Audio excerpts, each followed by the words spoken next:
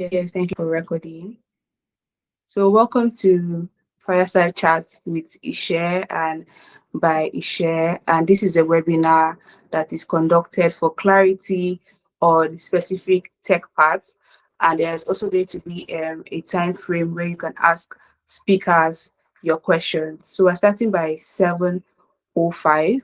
And we're just going to wait for like 2 minutes, introduce, share, and what we're about. Then we'll start with the first speaker by 7:05. Thank you.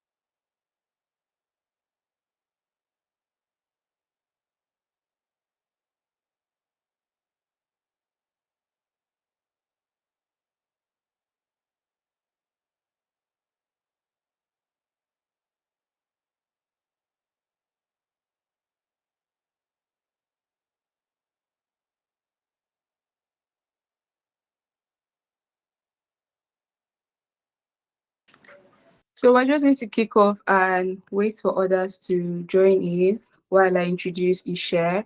So eShare is an EdTech platform that provides accessible tech education to graduates and undergraduates as well. And we decided to conduct this fireside chat, like I mentioned earlier, to help tech newbies that have questions about these particular fields. And we have gathered experts and industry leaders in the several fields to come and talk to our community about them. So I'll be introducing our first speaker who will be starting in less than in success. Chimaya is a customer success expert. She has over 6 years of experience working with an interest in customer support, volunteering, SDGs, personal development, and leadership engagement. She is described as a customer success mentor in the tech community, helping customer success enthusiasts transition successfully in their careers, as well as advocating for women and low-code professionals in tech. Welcome to the stage, Chinwaya. I hope I got the pronunciation of your name correct. And if I didn't, please correct me. We're so glad to have you. Thank you. Thank you for having me. You actually got it. You tried. It's Chimwanya. Can you hear me? Yes, I can. Chinwaya. Okay. Nice to have me, and this is a very good platform to just share knowledge and get also engage interested techies. So I don't know if I have access. I just want to share my screen a bit. Is anybody gonna give me access? I just want to share my screen. Hello. Don't know. Hi, TS. Please, can you help out with that?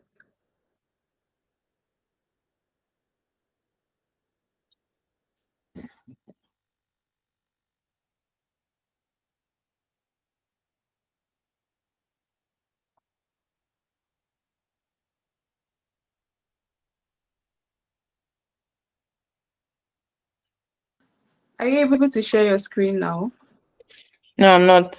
I'm not allowed to share my screen. Okay, maybe I can carry on. Maybe you have to make me.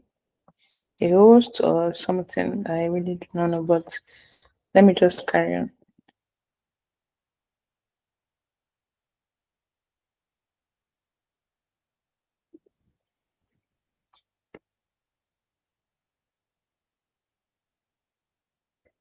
No, I think we can actually move on if it's not. Can just move on then. Okay, so for anybody here that I've heard about customer success and the like, I know most companies or people get to merge customer success, service, support, customer experience. The end goal is just to ensure that you being a part of a business or an organization, the end goal is um, satisfaction, that people that get to interact with an organization or a product or a service get value for what they actually want. And you being a customer success professional, you're actually an ambassador of the organization. You're the first runner, you're the first person that they get to meet with at any point of the interaction. And for that, we already know that it's not something that is being taught in school yet. There are so many skills now that are just the unconventional. So it's not the regular microbiology that you get to study in school or chemistry and the likes. This is something being professional, being somebody that is forward thinking, problem solving individual. And it's not just about you answering calls. Are you getting me? So it's something that you need to position yourself as value driven. Are you getting me? Is also one of no code skills in tech, no code professionals that are working in tech. So for that, you need to know that um, there are some certain skills that you need to have, because for you to be a customer success, customer service, or customer support professional, you need to be on top of your game. These are professionals that, oh, at the pre-contact phase of service, customers or users may actually just come to social media, to the website or to the chat, and engage with your company or with the service as first hand, and you need to give them a first impression of your organization. And even after that, they've been able to contact you, you need to build relationship with them, constantly be of influence, give drive decision making, how to ensure that, oh, these people that are already with us, they enjoy what they're getting from us. And at the end, receive feedback from them, either via chats, email, feedback form, and you ensure that they are at the forefront of you making decision. So for you to be a great customer success professional, you need to understand the needs of the customer. You need to be somewhere that need offer solution, communicate effectively, and also actually answer concise questions very easy. So there are some certain skill sets you need to have. You have to be very proactive, very proactive. Somewhere that you need to find solutions by yourself, answer maybe chat as fast as possible. You need to build relationship, and you even need to learn. For you to be in tech itself, you have to put continuous learning as part of your body, or what you need to do. You need to improve yourself, and also put at the back of your mind that there's some technology you need to know how to use. And so as of now, most people to be able to know how to use Google Meet, um social media, even Twitter now, because it's also social media is one of the tools that you might use to engage customers of the organization that you are going to be under, or you are going to be approving of their responses to customers. And there are tools you need to leverage in your customer service journey. Sorry, is somebody asking a question or somebody is joining in? Yeah, so you can now share your screen. No, yeah, I think you cannot share your Okay, I screen. can share. Okay, now let me see.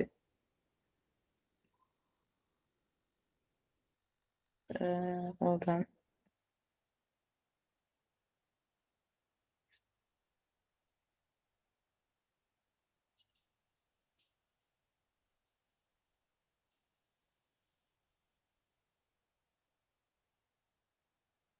Okay, I'm coming.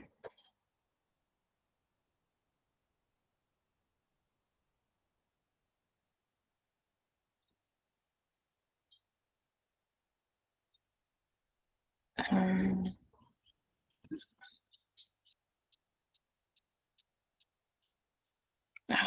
don't know.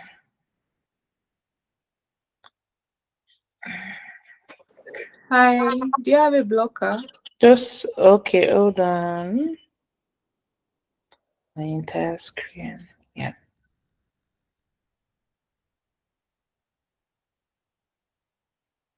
Okay.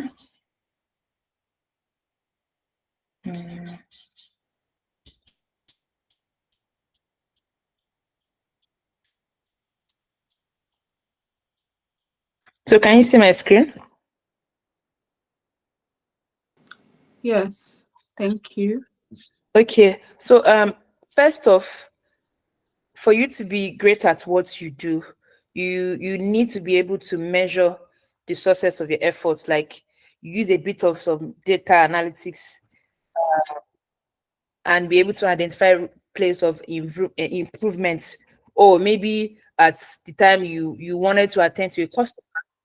Ah, why am I getting messages? I don't know.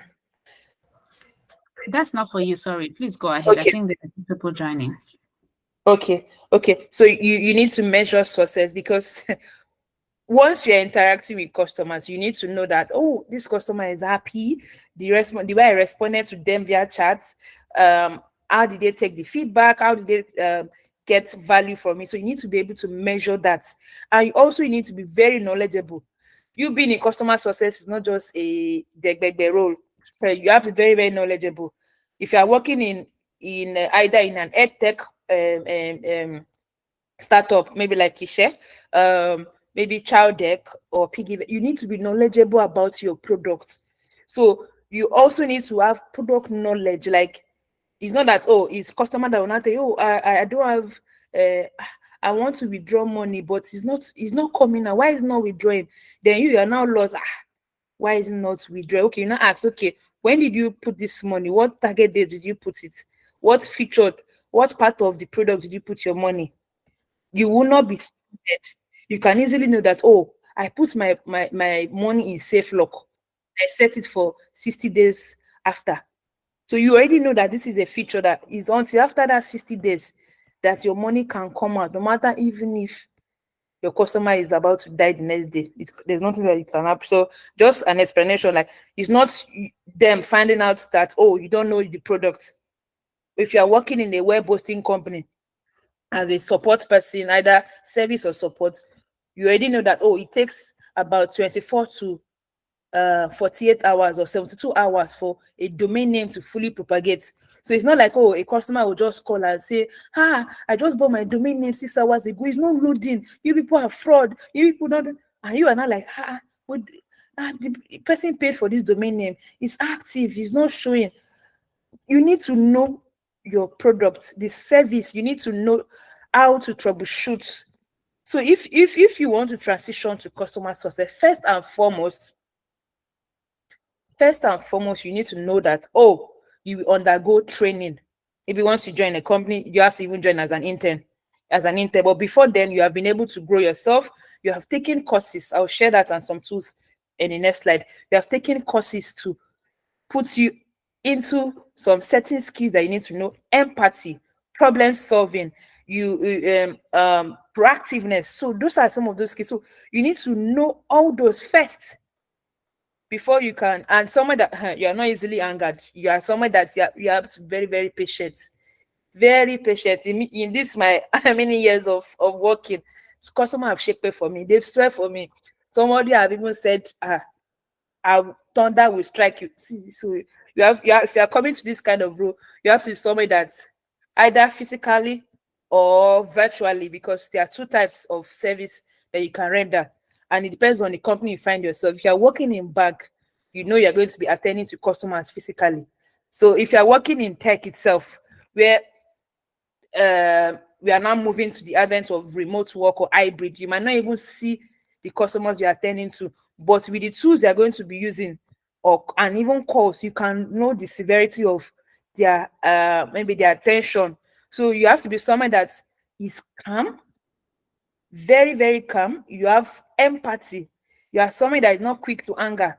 So you can know, and you can find answers to your problem using the resources that you have available, either the knowledge base on maybe your company's website, your personal knowledge base, and you ask questions. So there are tools that you need to know to leverage your journey. We have CRM tools. CRM tools. This CRM tools also, we also use that. Even people that are in sales and marketing use it. So they are like tools that are used in collecting customer interaction, feedback, inquiries, and issues. So you can have a seamless interaction or experience with your customers. So we have Salesforce. That's like Salesforce is one of the biggest and multinational CRM tool, but nonetheless, it's not something you can easily find a way. So you have to learn it. There is YouTube. There is YouTube there for you to learn. For Salesforce itself, they have a learning platform called Trailhead, where you can just sign up there, just take on their courses. They'll be showing you some small challenge that you can just do. And again, you don't need to know all the CRM tools, but try your hands on some, because you cannot know, oh, the company you might find yourself. Some might even be using Zoho. Are you getting me? Some might be using um Simple. There's a Nigerian CRM tool called Simple. So it depends on the company you find it. But first, you need to know the knowledge, have the knowledge of CRM too, because some of these tools work almost alike. Maybe how to set up this domain name, how to respond, maybe count where you can store count responses, number of tickets, and all that. So these are the major CRM tools. And for HubSpot and Zendex, they're actually even HubSpot as an academy. It has its own academy where you can just go and learn. They even give you like a 21-day, 1 month free trial where you can even see how to set up an account itself, how you can map a domain name and use this CRM tool. How you can even use your own Gmail. Maybe send an email to somebody or send somebody to send you an email and you respond. So just try your hands on some of these things. I know of HubSpot and Zendex, you can try the free trial, but Salesforce, you might not have the full Salesforce how will I say, big CRM tool to have access, but they have a Trailhead where it's like a playground that looks almost like the main Salesforce where you can try your hand. So this is something you need to know. Social media monitoring tools, we have Upstarts, Sprouts, Buffer. Some companies take inquiries from social media, so they use these tools so they can have all this feedback in an omni channel where they can just take everything at once and they don't miss out. We also have knowledge-based software tools. Like if you go to a website now, I know of CareerWise, if you go to maybe help or knowledge, you see how to I want to set up my account, I want to change my password. All those things that you see there are actually knowledge-based. So you need to know how to navigate your way around them. And there are certifications that you need to know. I'll give you one. LinkedIn. LinkedIn is free. Okay, there is LinkedIn Learning. You have I think about 1 month free for you to use the what they call that. I've forgotten what they call that. That you can actually access all their tools, their features on LinkedIn. So you can go to LinkedIn Learning, learn everything you can learn. Don't start saying, oh, somebody should teach you. Internet is there for you to learn. LinkedIn Learning. I'm sharing my own journey with you. LinkedIn, Allison, Udemy is there. So if you cannot afford to maybe pay for Coursera, because I'm not sure that one is not entirely free, or some you have to like maybe write a long story so you can get financial aid, but there are other free ones, very free, where you can see video, you can learn the intricacies of this, because now you might not have the luxury of or getting a school where you want to go and learn to become a service professional, but you have online courses that you can take. And again, I will tell you, if you're new here, you can go to LinkedIn, search for customer success professionals, follow them. They share so many insights very well. Me, I even share down on my own. I do that freely. Follow them. You also have communities that you can actually join. We have CS Africa, we have CX experts, we have CX Niger. We also have non-tech in tech, where they have their CS arm. We also have Empower, and also have their own CS community. So join these communities. Okay, maybe I'll answer questions when it's time for questions. But first and foremost, you need to know that if you are being a customer success professional, if you join a startup, you have to be forward thinking. You will also test the application, because you have to be in the phase of you being a user. You have to be impersonating a user, so you can share feedback. Okay, this is the challenges that a user experience while using our application. You share the feedback to the QA or to your team lead, and be somebody that is very, very has this team spirit. Team spirit means that you are customer centric. So any point in time, you are there to help, assist. And again, it doesn't have to be the regular software as a service company that you can work. Tech is actually why we have those that work in web hosting company. We have those that work maybe in IT related software. So your role can be diverse. It might not be success. It can be support. Are you getting me? It can be service. So just be ready to learn. Just be someone that is ready to learn on your skills very well, and ensure that you have at the back of your mind that satisfaction is the goal. So thank you so much for having me. Let's go to questions.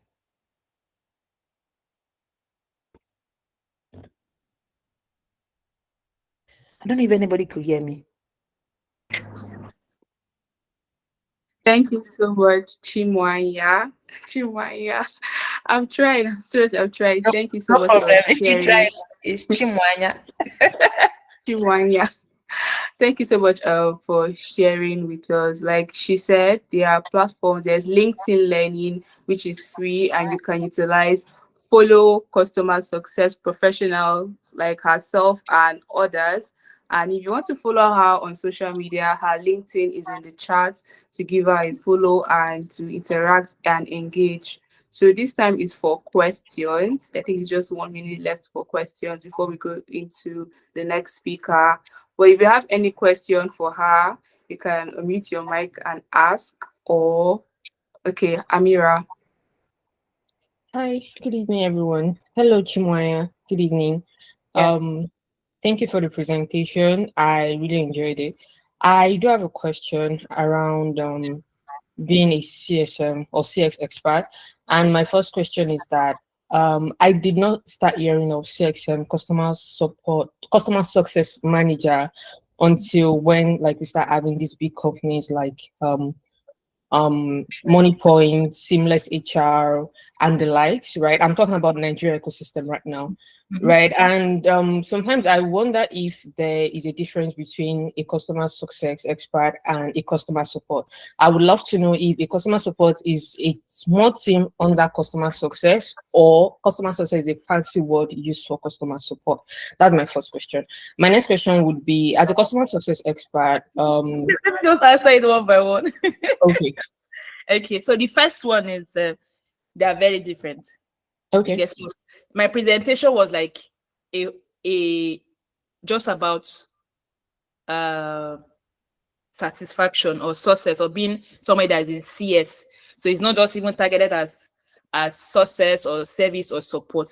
I just made the presentation like a combination as a self-starter. So first and foremost, customer success is very, very different from customer support. It's also different from customer service and different from customer experience. Customer experience is almost alike like customer success. Okay, I'll give you a breakdown. For success, customer service professionals are people that are more of proactive professionals in an organization. So before a customer even comes, before a customer even thinks of coming, they already say, oh, this is a product that I want to launch.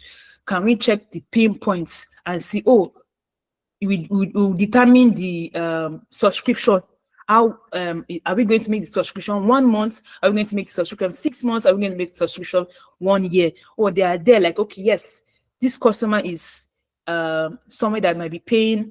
You know, there are some products of software as a service that different products. Maybe this is basic, this is what they call standard, or this is premium. So these people have decided how this will go like, and they also say, okay, no, who are their customers? Are they students? Are they undergraduates? Can they afford this? So these customer service professionals have done the foundational things that might be expected, so that customers can find value. They put in line that, the pockets of the customers, maybe the situation of the country, and once they're even in, they are the one that will now start engaging with the customers on the side and say, oh, did you enjoy this? Did you have any stuff? We didn't see that you have subscribed this month. What happened? Can we know the issue? Or is it that you don't like this service? Can we upgrade your plan to another plan? Those are like practical things that you can know for success. They are actually proactive and say, this customer has not subscribed for the next 6 months. Should we call him and understand? Is it that, he didn't have lights? Can we say, maybe anytime you come in, that's when you will pay?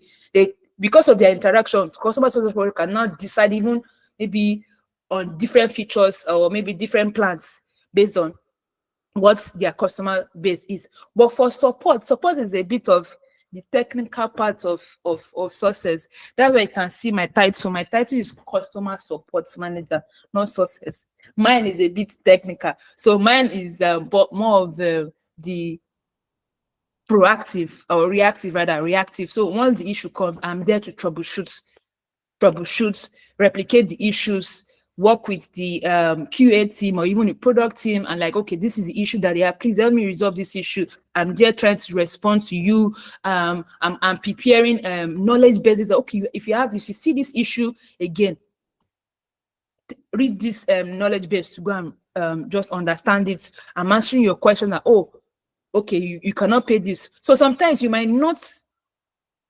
engage customer service professional. Use the support or service people you'll be engaging first time when you enter a company.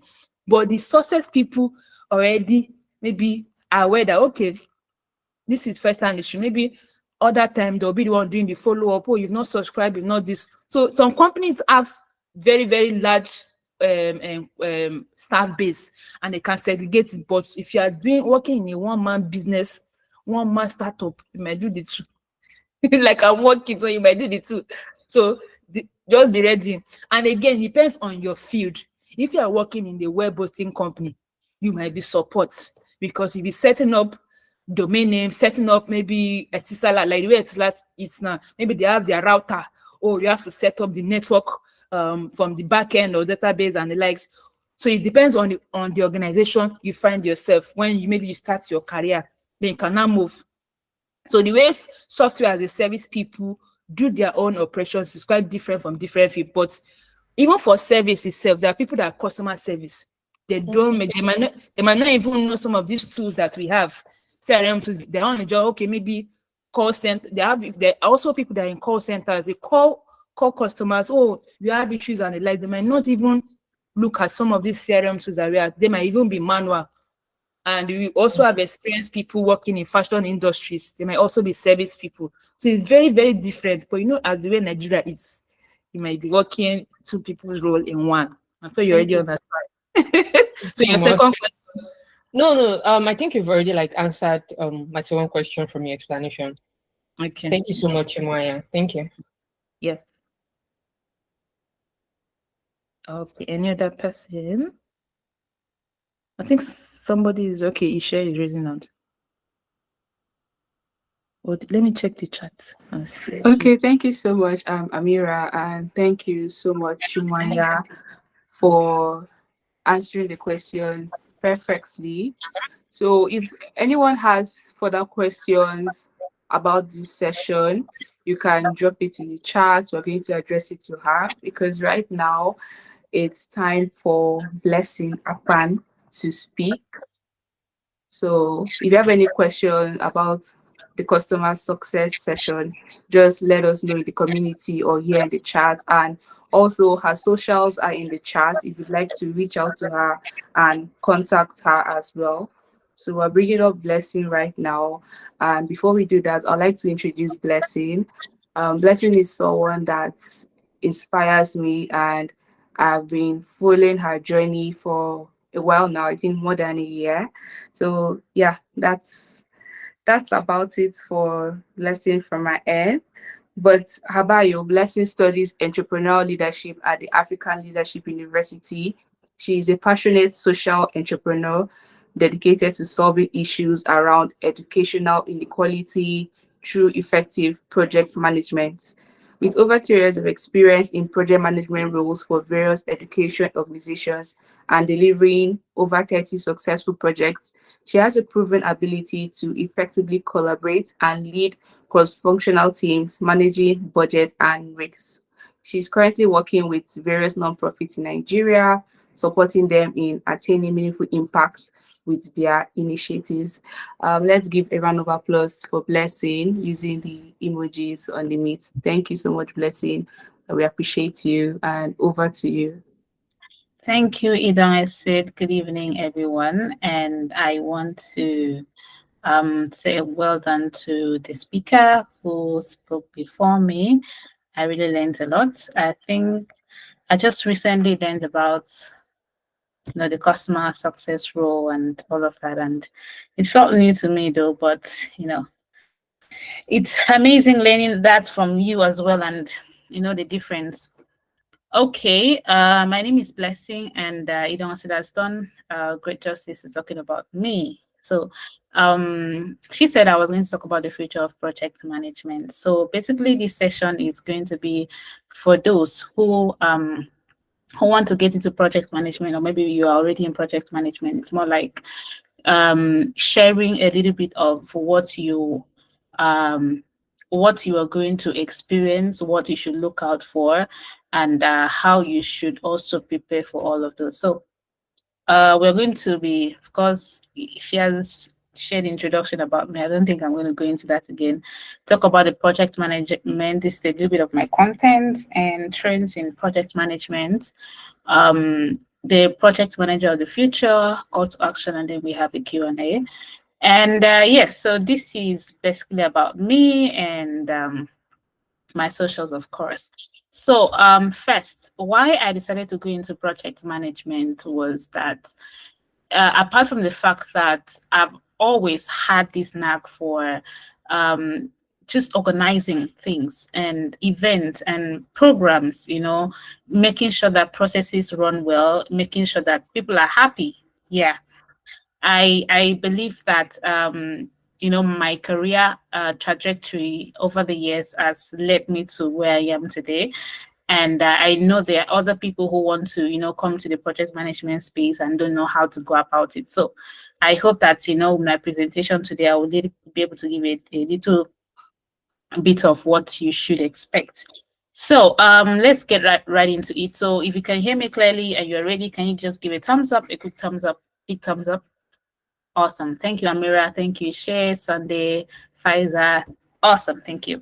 So so currently project management, as we know, it has to do with planning, executing, and overseeing projects to achieve specific goals. That's like in a basic explanation.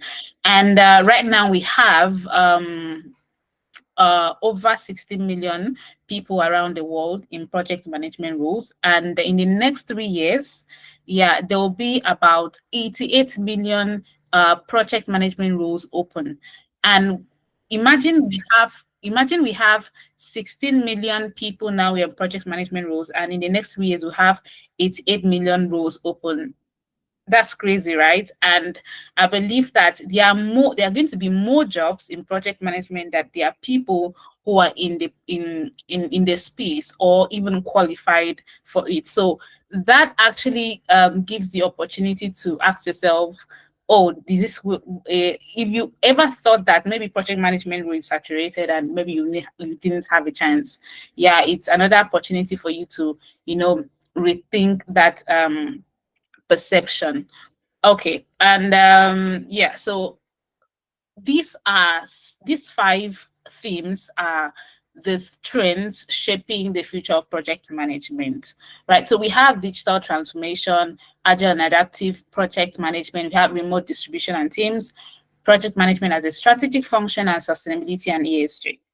Now, these are what you should consider as you're coming to project management. Of course, while you are there, project management, apart from the different roles around, yeah, different roles, we always have to, consider the fact that things are changing, right, in our age, and we have to also shift our perception, revamp our skills to fit the needs of the present age that we are in. And so is the project management. So as you're coming into it or you're already into it, you have to think of the trends, the key trends that are shaping the role, and try to adjust your skills and adjust your capabilities to fit that trend. So in this case, these are some of the trends that I'm going to share with you, and I believe and I hope that at the end it's going to give you a little bit of more clarity on what the role is about and how you can adjust your skill to fit in.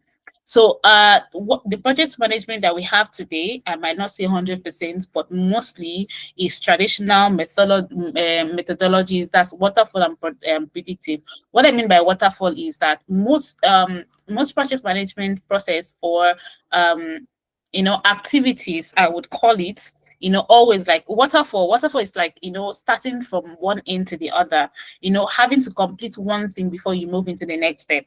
Right. So we will have to complete one process, we have to complete one action and mark it off before you go into the next. It's like having a to-do list and telling yourself, okay, I wouldn't get to number 5 unless I'm done with number 4. And you can't jump to number 3 and then come back. So that's just how the traditional project management is.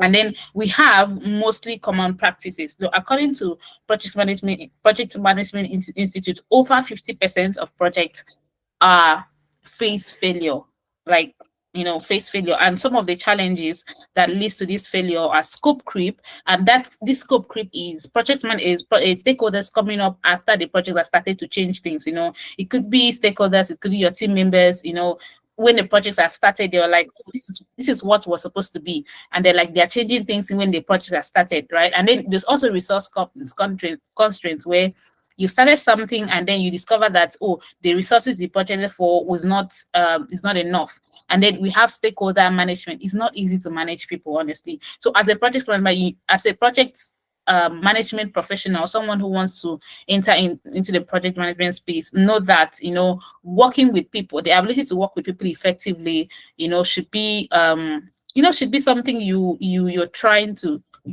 build, all the skills that you should have.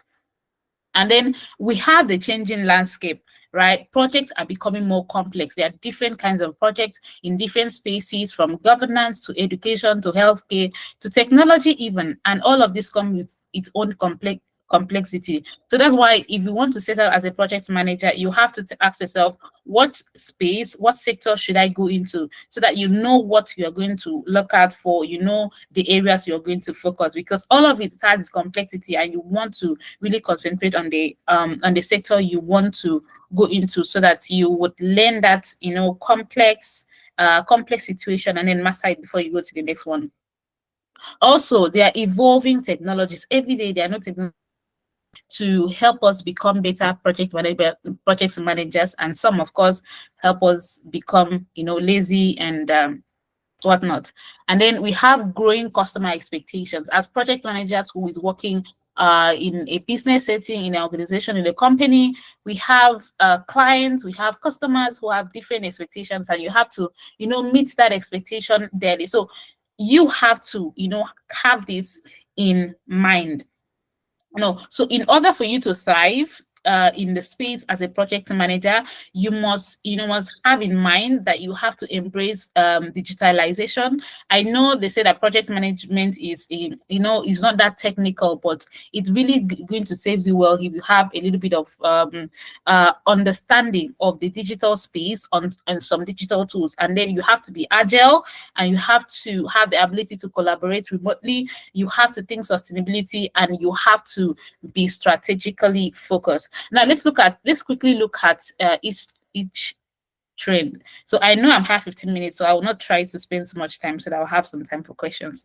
So we have the first one, digital transformation. Like I said, as a project manager, you have to be tech savvy. Very, very important, because there are technologies that are shaping the way project management is being done, and it changes every single time. So we have the cloud computing, we have active AI, we have automation, big data analytics. And how does this impact project management? We have tools that we can now collaborate, from wherever we are, and they're all digital. So you have to know how to use those tools, else you will be frustrated. And then you have to be able to analyze risk, and that's tools you use in analyzing the extent. Of course, you might not be able to accurately analyze the extent to the extent to the risk you're going to face in your project, but to some extent with digital tools you can do that. Also, you're able to automate tasks, and then you are able to make data-driven decisions, because you're able to use digital tools to analyze the data, analyze the information, and make informed decisions. And now, benefits of this is that you are able to enhance collaboration, you are able to make informed data-driven decision, and you are able to make your stakeholders happy, because of course the outcome is going to come from a place of information. And then secondly, we have agility and adaptive project management. Now, in, like I had mentioned, agile is like the opposite of waterfall. Like agile, you could go from 1 to 2 and to 4 and come back to 3. So agile is like, going to the next step even when you've not concluded the other step, because you are able to prioritize feedback, you are able to work with your teams, you're able to know that the project management is like an ever-changing landscape. You know what I mean? And then the agile principle is that of flexibility. You are flexible, and you include customers. So whatever customers you're saving, they are included in the process. All right, I hope I'm not talking too fast. Now, the benefit of agility is that there is a faster time, and then you have an improved customer satisfaction, and there is an ability to adapt to change. And then we have the key methodologies under this agile framework. We have the Scrum, Kanban, and the Lean. So these are like project management terminologies, right? Now, talk about Lean as one of them. Lean is like carrying out, let me see. Okay. Lean methodology is satisfying a customer using the least, trying to utilize as little resources as much as possible. So when you get into here, of course you know what this is. So as you're going forward, you have to be agile, you have to adapt to the ever-changing landscape. And then this is one of my favorite that is happening over time. Of course, it's happening to me. I'm currently working remotely, and I can't emphasize how important it is for every project manager to be able to understand how to work and collaborate remotely. Now, there are challenges of remote work, and that is communication barrier, time zone difference, lack of face-to-face interaction.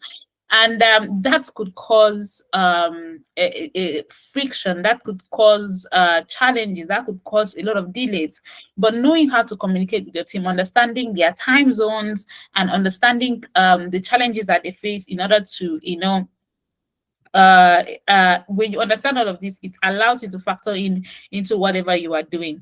And how do you overcome these challenges? You could we have virtual communication tools like Miro, we have Slack, we have ClickUp, we have Monday.com, we even have Trello. And then PMI had stated that that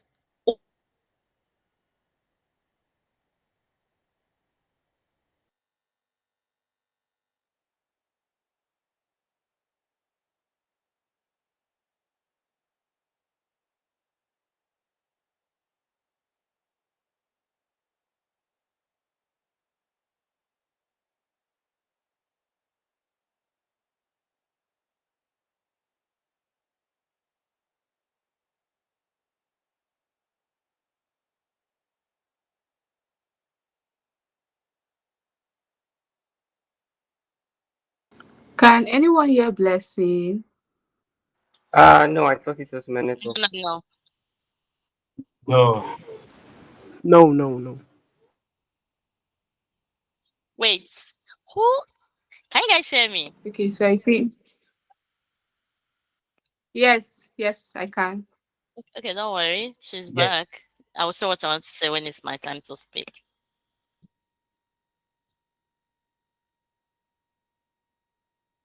Yes. Hi everyone. I'm sorry my Wi-Fi tripped off. Can you hear me? Thank you very much. So a couple of months ago, this company, it's kind of a group, like a liberal group in one of their subsidiaries, built a vertiport charging for eVTOLs at one of their businesses, area hotels in Greece. Yes, and one of the things they did was ensure that is environmentally friendly. That means it doesn't emit noise, and secondly, it kind of it does not it eliminates carbon emissions, something like that. So that is one of the companies I know that are really have this consciousness of sustainability with their project. So as a project manager, you know that you become you become ethically compliant, right, when you carry out projects that that aligns with the environmental friendliness, is create social impact, and then enable positive governance. And then it shows whatever the project is, the company you're working for is, it adds to social impact of that organization or company, and it ensures that you abide by the ethical consideration. And because of this, it could also enhance brand reputation. And then finally, we have project management as a strategic function, which is just one of the trend these days. So project management has been shifted from tactical to strategic. What that means is that whatever is being done well in a project, whatever is being done well in the project has to be carried out in a strategic point of view, right? In terms of what good would it bring to this company? Would it help us achieve our objective? Would it help us achieve our business goals? Would it help us optimize our resources and increase efficiency? And then as a strategic manager, you have to think about the business acumen. There's always a business side or a profit, or let's say, depending on the kind of project, there's always something, the goal. What is the goal? So you always have to think of the goal. And then because at the end of the day, it's either it contributes to what you are working towards, or it cancels it totally. So it would be a very big failure if at the end of carrying out a project, it doesn't meet the goal. Although, of course, they said more than 50% of projects usually fail. But yeah, it can't always be. So having all of this in mind, this trend, looking at the the trend in project management and how you can contribute and align with that trend. This is just a simple illustration of what a future project manager should be, in aligning with that trend. Sorry, this is my favorite picture. I love this image. Sorry for the guys. I would have used a Superman, but I think I really love this so much. So as a project manager, essential skills that you should have is, like I mentioned, technical proficiency. We can never underestimate that technical proficiency. You have to be able to know how to use some digital tools. If you are working in a tech company as a project manager, you have to be able to understand what goes in the process with developing applications, developing products. Although you might not be a product manager who, of course, sees to the product itself, but then it's very important because you'll be able to coordinate, be able to manage the timeline, and be able to manage the budget. And then leadership, you have to be able to lead yourself first, very important, and then be able to lead others. And then we have adaptability. Sometimes projects get to stay towards another direction. your ability to adapt, quickly and continue the journey is very important. Then strategic thinking, you have to be able to think strategically when it has to delivering when it has to delivering processes and working on deliverables. And then change management, you have to be able to deal with change, because project management, it just has to do with a lot of changes. Like a lot of changes happens, and you have to be able to deal with that. And then as a project manager, you have to know that you are also able to contribute to the future of project management, and you are able to drive organizational success. To add to that, as a project manager, you have to embrace continuous learning.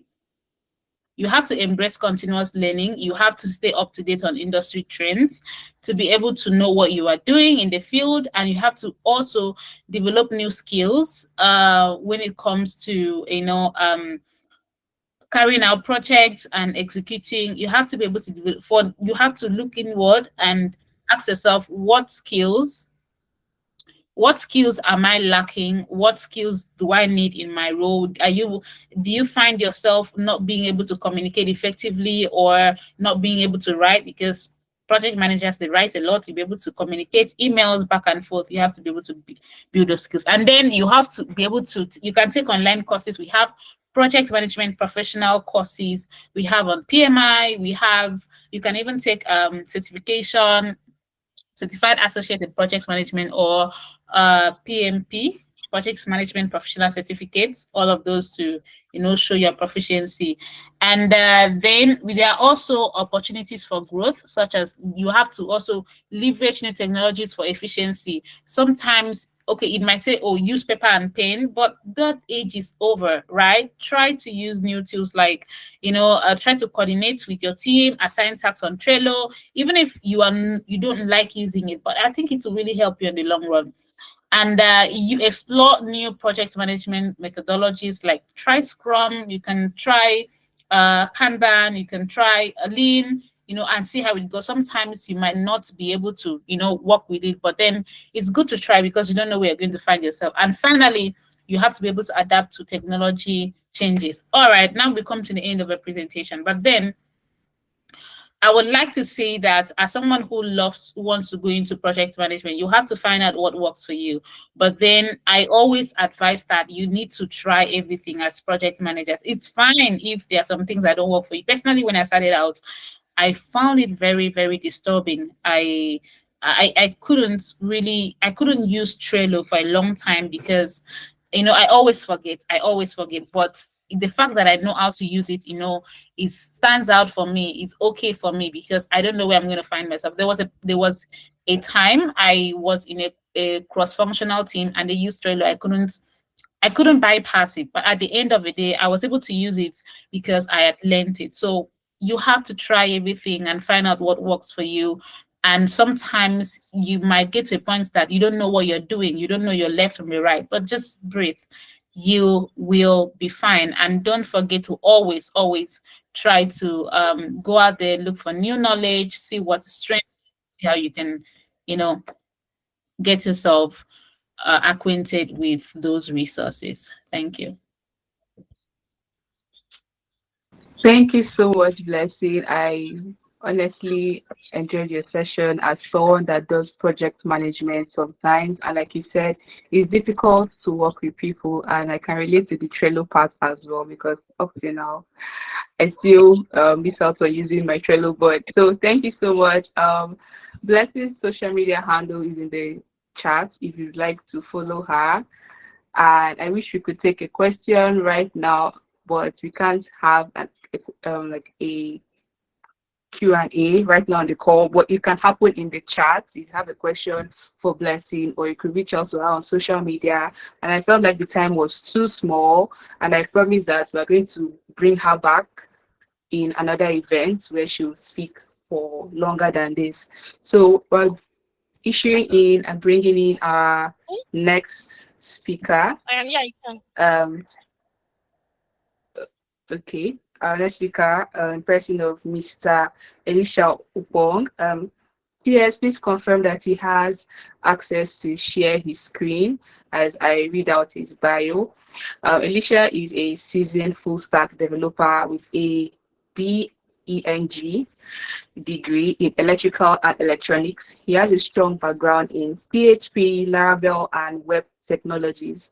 Elisha's work experience include roles at Square One, Lumiform, where he optimized code quality and database performance, actively contributing to the success of various client projects.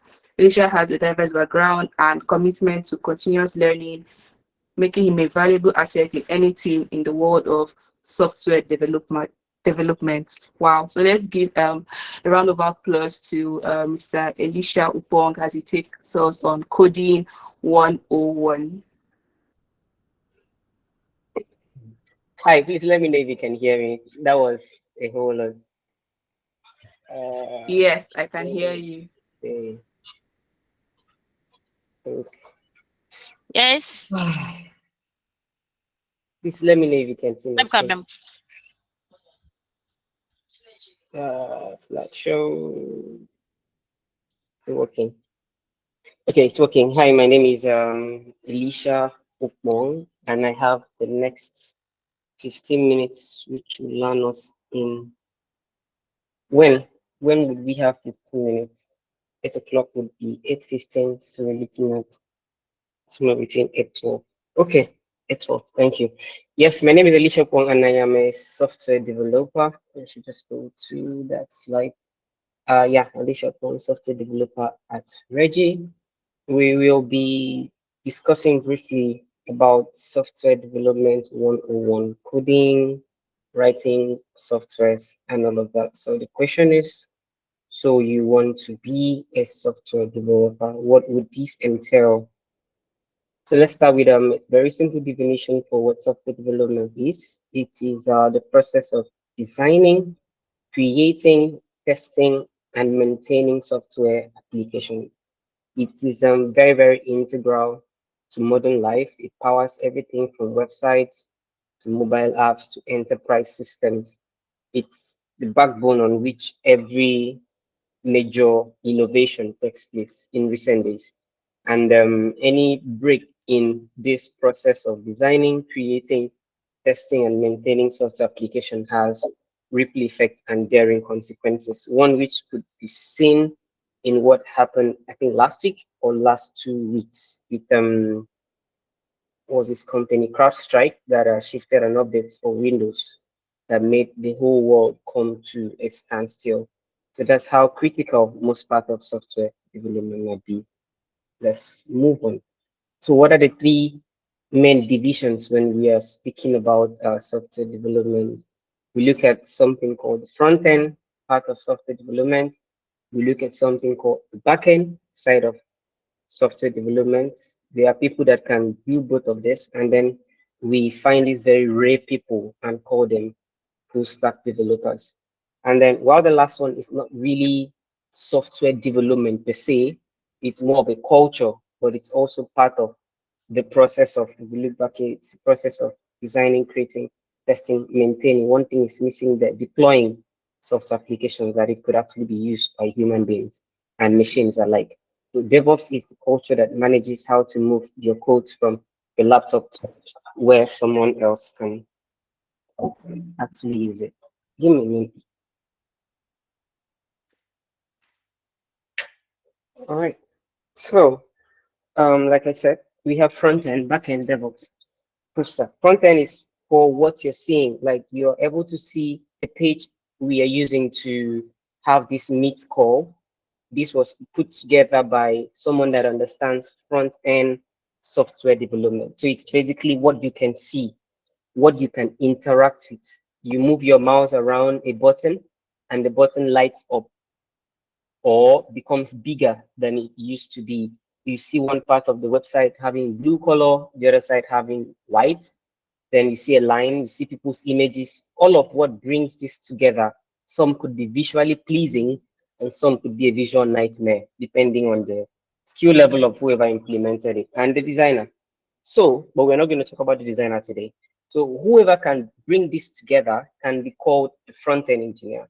So you work on the browser. The codes you write run on the browser, like we have now, on your phones, on your laptops, on your iPads, on your fridges. For some of you that are in the high class can buy fridge that uses web interfaces and all of that, So anything that you can see, interact with, and virtually touch is categorized into the front end. And then we have the back end guys that are hidden, You really don't see what they do. You can only, did I use the word interact? Or you could only see results out of what they've done already. So they're like at the background, making things work, keeping things alive, right? Most of these things you see on the front end are powered by the back end. So we're going to have a really random analogy with how you can differentiate the back end and the front end. Then the DevOps are the people that move, or the culture that moves codes from your laptop that you've developed it into the World Wide Web for everybody to access. So the web page we are seeing right now, Meet, started from someone's laptop, right? We did it. It was only available on my laptop until I passed through probably DevOps and then moved it to where everybody else can access and play around with it. So the analogy I want to use for front end and back end is like in a restaurant, we have waiters that brings food out. Consider those guys to be front end people. And then we have people in the kitchen taking the orders, cooking, making it look good, and then giving it to the front end to bring to you outside. Those cooking are the people we never get to see, but we know that they are just there. And without them, the waiters, which would be likened to the front end guys, can't really have anything to show us in some cases. Then the DevOps is like the process of moving this food from the kitchen there into the dining hall to whoever needs to eat that particular food. So that's just what you should have in the back end. These three main divisions is what comes in software development. So what are the tools and developments we can use to actually do software development? We have a whole lot of programming languages. Some of them are object-oriented and some of them are functional. You don't need to worry about what that means. But the examples of programming languages we have are PHP, personal hypertext home pages. We have Python, not the snake that crawls, but Python. And then we have JavaScript that runs on the browser and powers the browser interactions, a junior brother to Java, etc. We have C#, we have C, we have C++, we have Flask, we have Elixir, we have Smalltalk, and Rust, so many of them, Ruby, right? So you just choose which one is easier for you to learn, or which one the resources are readily available, or which one that the job market is prominent in wherever you are. Then we have development tools that is being used to write these softwares. We have Visual Studio Code, we have IntelliJ IDE, we have PHP Storm, we have WebStorm, etc. All these are just ways, an interface for you to write what is in your head or what you intend to do in the programming language of the choice, and then it works. Okay. Then we have something called version control system, which is how you decide coding, the process of versioning. You did a bit of work today, you keep it somewhere safe. Tomorrow you come back and you can see it, and then you continue there. Version control helps you in the case of your laptop crashing. You're sure that you have this code saved somewhere else. It does a whole lot more, but since this is just an introduction, I think that can suffice.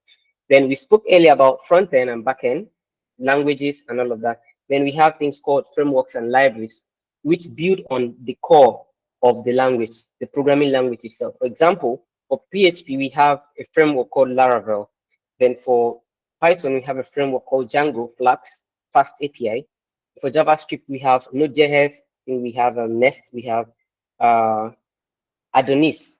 So all these things are written on top of the language itself to make development more easy. And you're going to use a lot of this in your day-to-day software development. So now let's go to, software development. What is SDLC? This is software development lifecycle. If you're going to be a software developer, then you should understand what is the life cycle that my job or my hobby goes through. So the first thing is you go into planning, analysis, then you design, implement, test, and deploy.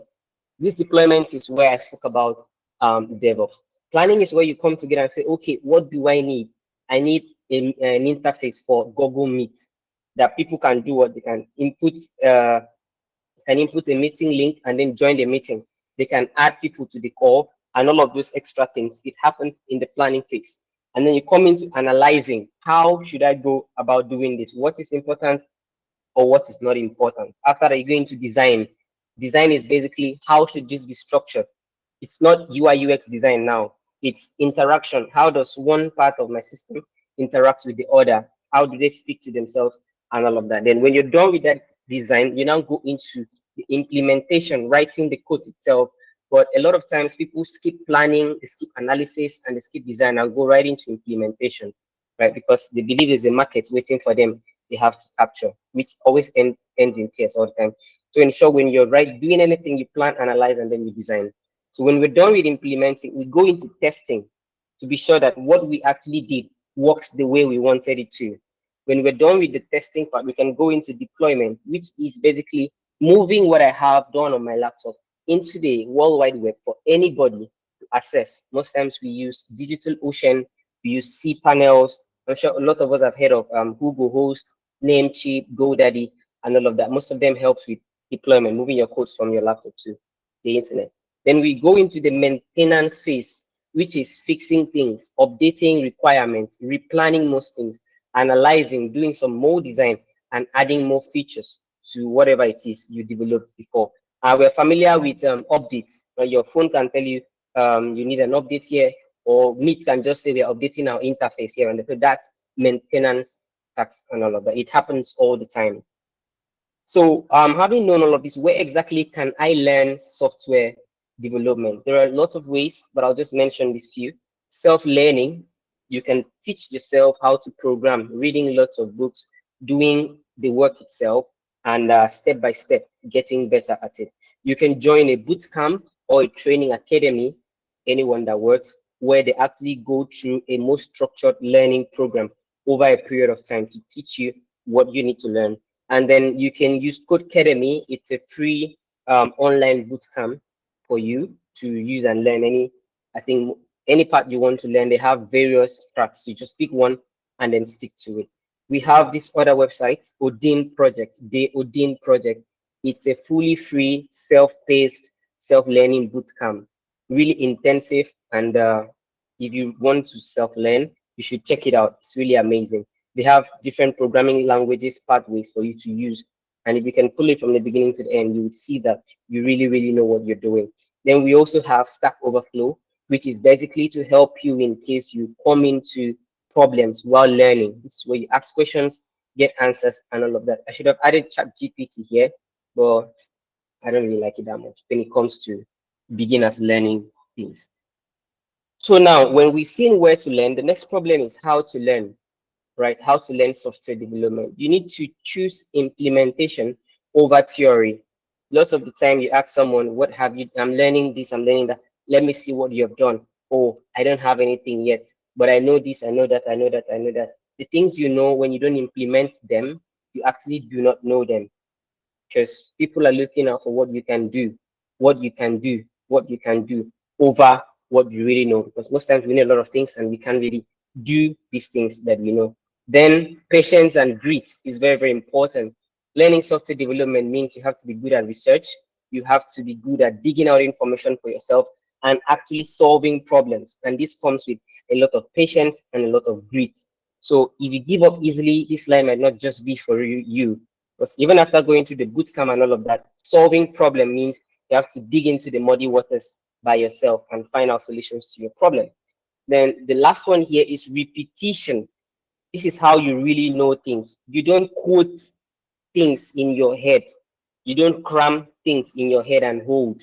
You just repeat them over and over and over till it becomes a part of you. When I was starting out, I wanted to cram Bootstrap CSS implementations into my head. Like I was using book to be writing it to see how I remember, but that never works out. So you just need to be able to research and use in a repetitive manner. It's going to stick with you, and not everything will stick. Use the where to learn links or suggestions whenever you feel like your stock. So that's everything from my end. You can go and become Wingardium Leviosa for those that have watched Harry Potter.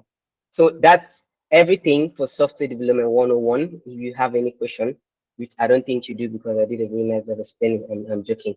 This will be the time to answer them.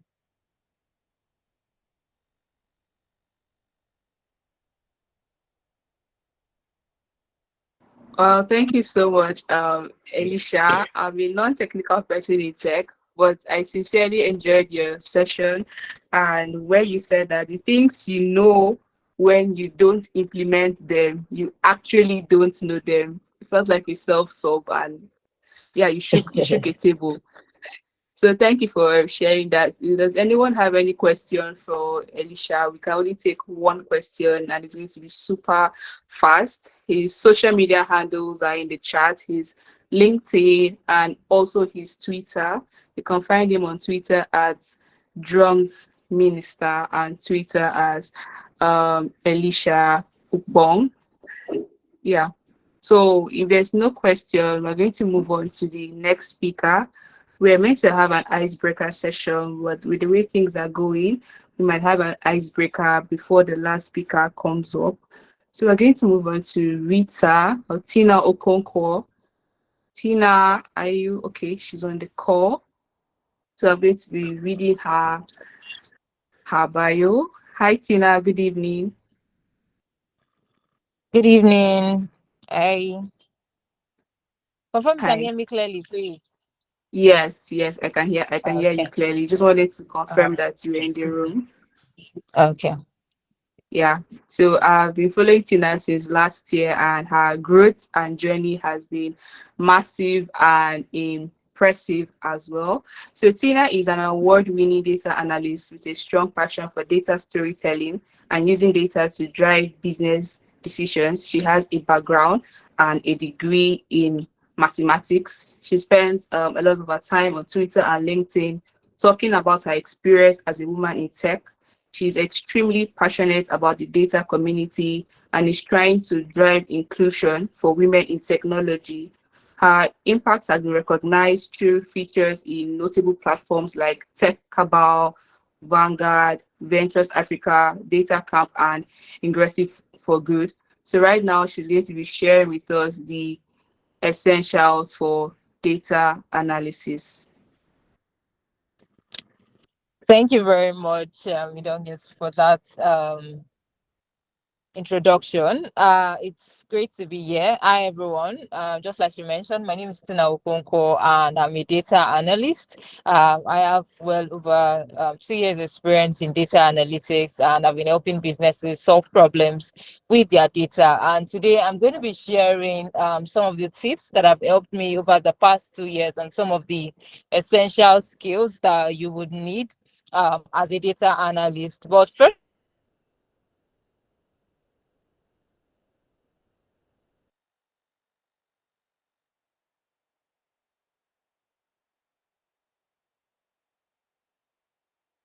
but this data that is being collected is most times being collected in its raw form. And most times it doesn't really mean anything, right?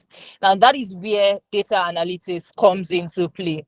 What we do as data analysts and what data analytics is all about is the process of analyzing raw data in order to actually draw out meaningful and actionable insights that businesses use to actually make important and smart business decisions. So as a data analyst, what you would do is you would extract raw data, organize it, analyze it, and transform it from just those plain numbers into coherent and important information. So having analyzed that data or having done all these analytics, you would then pass in your findings in the form of suggestions or recommendations about what the organization's next steps to be.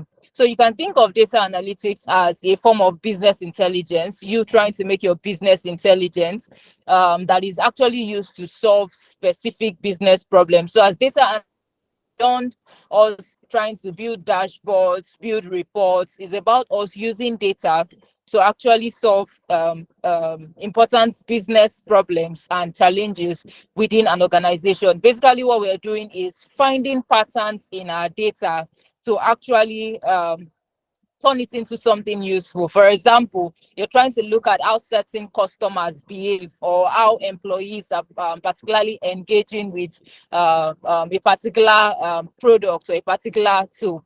And one thing you can use data analytics to do is help you make sense of not just future trends, also not just past trends. It also helps you make sense of future trends. So rather than basing your all your analysis or all your choices or decisions on guesswork, you're basing this analysis based on, or you're basing whatever you're doing, you're basing it on what your data is actually telling you. There's something I want to mention before I proceed, because I know a lot of beginners and a lot of newbies don't really, like, they get confused, right? Sometimes you'll find out that data science and data analytics, they are always used interchangeably, right? But they are actually two distinct career paths, right? Now, where the key difference between both of them is that as a data analyst, you're trying to answer specific questions about a business, but as a data scientist, you are trying to tell the business what questions they should be asking. You're basically doing like future prediction. You're building predictive models, writing algorithm, and doing all those custom analysis for a business. And there's also a key difference in the tools that these particular people actually use. Now, let's talk about some of the tools that you would probably need as a data analyst. I've already mentioned that as a data analyst, what you do is you're translating numbers into coherent form, right? Well, let's call a data analyst a translator, somebody that's translating numbers into English that's understandable to somebody that cannot sift through the numbers. Now, I'm going to talk about what skills as a data analyst that you would probably use. First of all, as a data analyst, you're going to be making use of. I'm dividing this into your technical skills and your soft skills. Now, some of the technical skills you'll be needing, you need to learn certain tools. What are those tools and what are those skills? You need to learn Excel, you need to learn SQL, and you need to learn either one of Power BI or Tableau, and you also need to learn a programming tool. I'll start from the first one. Excel is like a spreadsheet tool, right? That you use to actually do all your analysis. So you need knowledge in Excel. You need knowledge in SQL. Why do you need knowledge in SQL? Most of companies are storing their data in the cloud and database. So you actually need to know how to use SQL, because SQL is what you use to actually query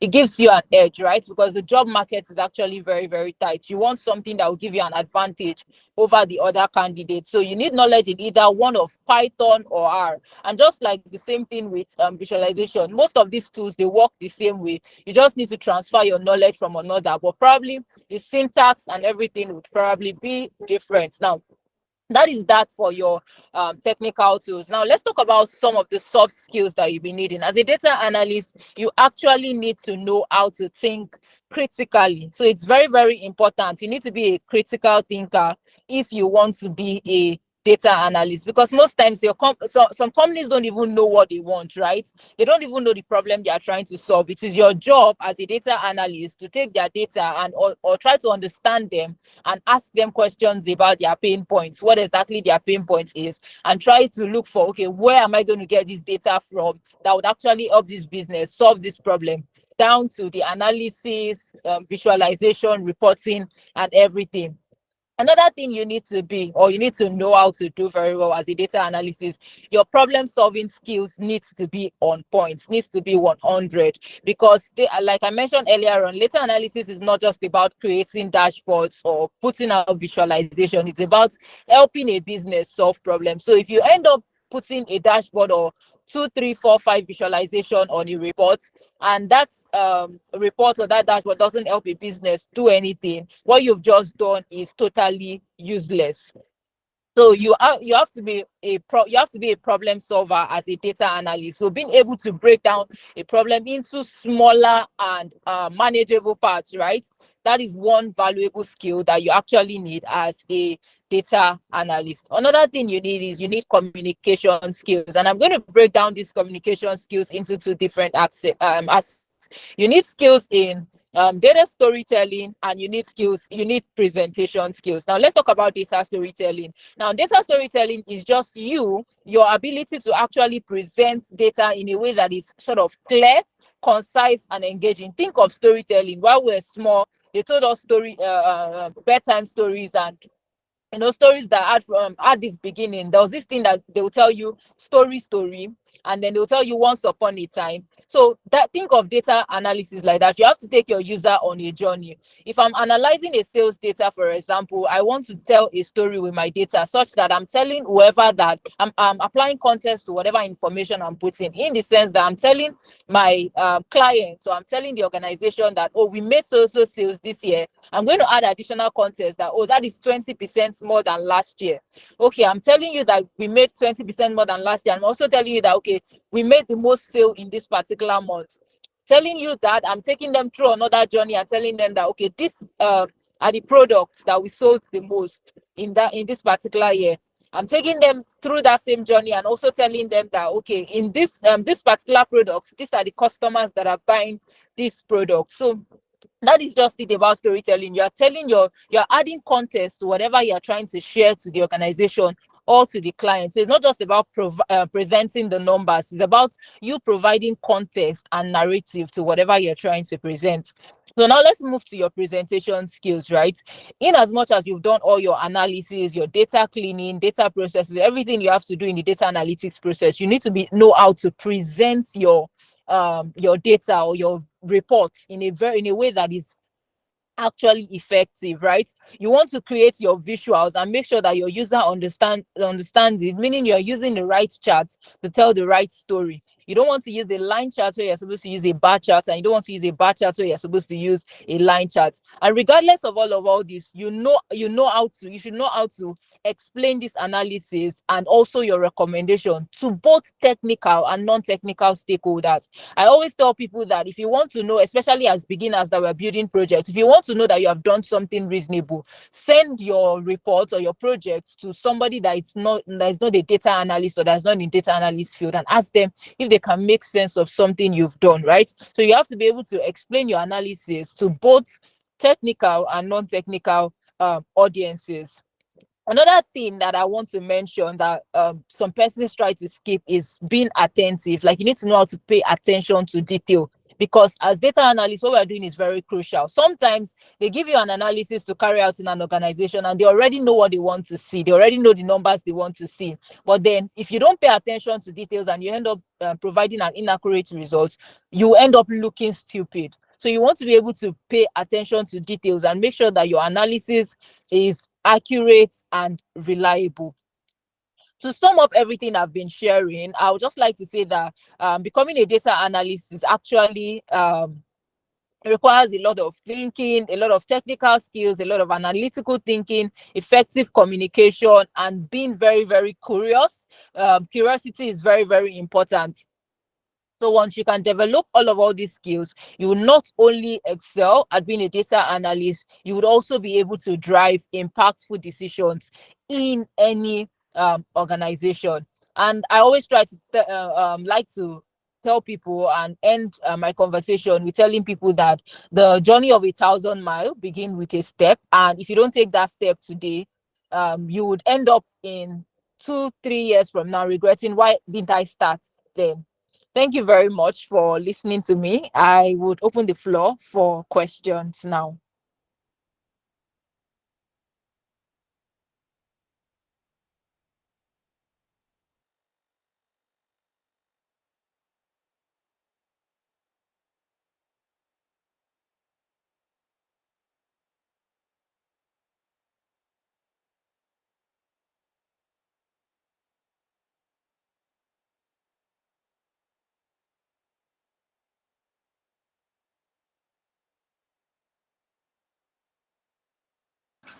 Thank you so much, Tina, for that amazing session.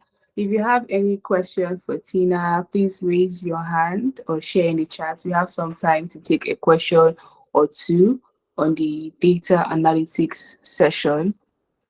So just going to wait for 15 seconds and there's no question. Well, okay, Amira. Hi, hello Tina. Good evening. Thank you for. Sorry, is Tina here? Yeah, please go ahead. I don't want to Okay. question. So my question would be working with teams. My question is around working with teams, right? When it comes to working with a tech product or working with a technical team, would do data analysts work closely with the most, right? I know you've talked about like working generally, but I want to know, would you work any hands with? And is there cases where you experience overlap in who does this work? For example, a UX researcher or market analyst with a data analyst, like how does a data analyst work, and is there an overlap in the roles performed by these different people on a technical team? That's my question. Okay, so I think partially you've answered the question, but I would also throw more light. As a data analyst, depending on whatever, it depends on whatever organization that you find yourself in.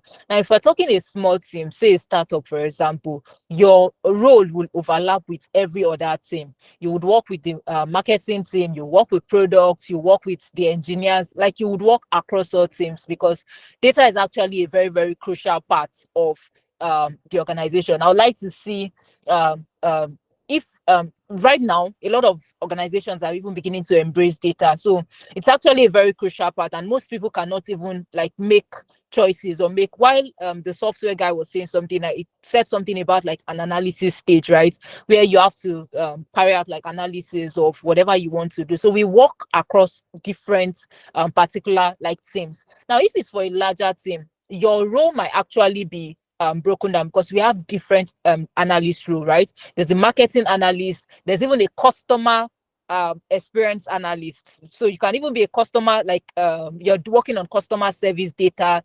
So in that particular case, you know that you're working with the customer service team in particular. If you're a marketing analyst, for example, you're working directly with the marketing team, for example. If you're a product analyst, you're working with the product team.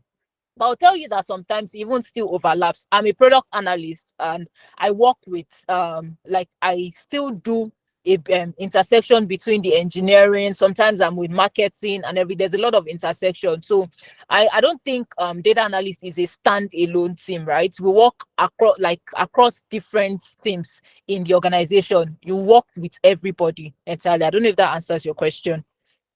Yeah, absolutely. Thank you, Lisa.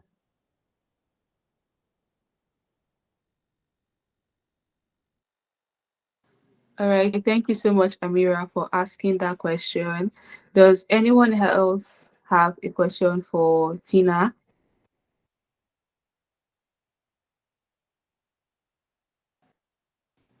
Okay, in absence of any question, we'll just move to the icebreaker before we have our next speaker in 5 minutes. And if you love to follow Tina on social media, her Twitter handle is in the comments, where she's very active and also shares vital information about data analytics and everything you need to know about data. So since 7:05 p.m., we have been learning back to back, and I think we deserve a break right here and now, just to have a bit of fun and humor and ease our brains a bit. So the icebreaker question I have is, if you could go back to any event in history, which events would you go back to, and why would you go back there? So for me, I feel like I would go back to the time of King Henry VIII, and that's because I would love to see a king and understand why he had to marry 6 wives and I think behead 2 or 3. I'm just fascinated about the British, what's that word? Monarchy. So if you have an event in history you'd love to go back to, please share with us before 8:35 so we can move on to the last speaker. Thank you. Okay, so I think for me, I would go back to the time of King Henry VIII. Now, the reason why I would go back to that time is because I would love to see a king behead 2 or 3. And Okay, Faiza. Okay, I don't know what event it is, but the person that made going to school a thing, I want to know why and what was the reasoning behind it. But yeah. Okay, I understand. I think I will not want to go back there because I'm done with school, but your feelings are valid. Okay, that's fine. Does anybody have an event they would like to go back to in history? If not, we're going to move on to our last speaker who will be speaking to us on IT support. Let me confirm that she's on the call. So please permit me to address you as Cynthia. I have been trying to learn Come here, the quick. pronunciation. I should Just call you can you come here, quick. Equi. Equi. Okay, Equi. Thank you. I've been trying to learn the pronunciation for some hours now. So I'm just going to read out your bio and invite you on the stage. So she is a customer success manager. Equi is a customer success manager and the founder of the Digital Witch community. She studied literature at the University of Nigeria, Nsukka, but currently a certified DevOps engineer. One of her proudest achievements is training over 50,000 individuals in on-demand skills, empowering them to work remotely with international companies. Many of Digital Witch community alumni are now living their dream lives thanks to the impact of the training programs. And I have seen this myself as a member of her following on Facebook. So if you're still on this call, give a round of applause to Equi as she comes up and tells us more about IT supports. Thank you. Hi everyone, and thank you so much for having me. So she already called my name. My name is Ekutos Cynthia. Okay, but you can call me Equitos now, or Digital Witch.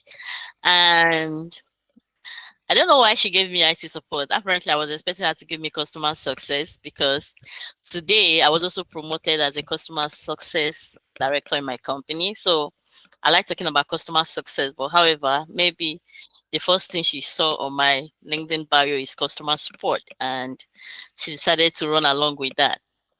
So I would like to share my screen a little bit. I don't have the permission. Okay, TS, please, can you help out with that? Wait, you can begin. Okay, don't worry, I can do that now.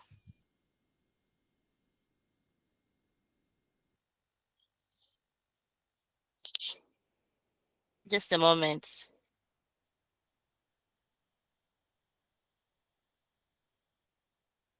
Okay, so good day everyone, and first of all, I don't have to introduce myself again.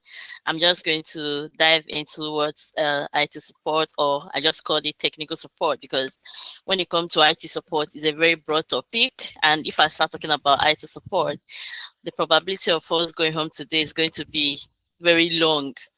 So I just have to break it down.